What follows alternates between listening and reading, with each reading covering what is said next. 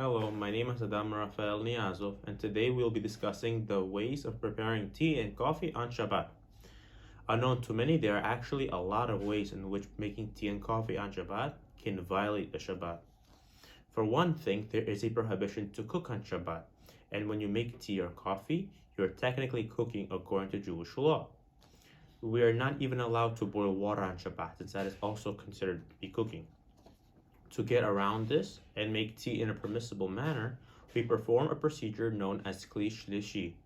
The procedure is simple and only has one additional step, which is as follows. First, we pour hot water from an urn, chainik or samovar, into an empty cup.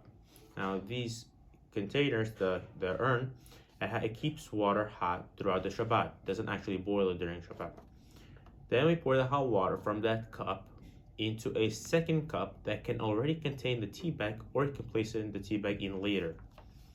Now this procedure allows one to make tea on Shabbat because when we constantly transfer the hot water, we are greatly negating its power to cook and decreasing its heat.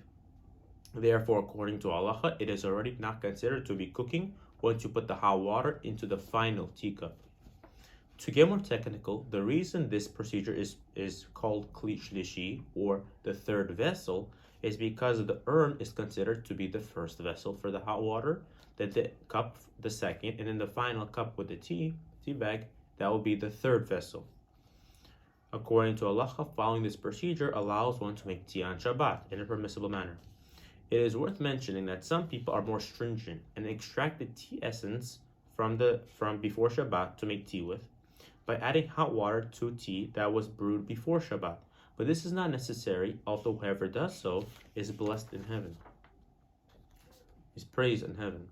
Concerning coffee, it is actually a lot simpler. You may put the coffee grinds or instant coffee into the cup as usual, along with sugar if you wish, and pour hot water from the kettle. It is best, however, to pour the hot water first and then place the coffee grinds or instant coffee into the hot water afterwards.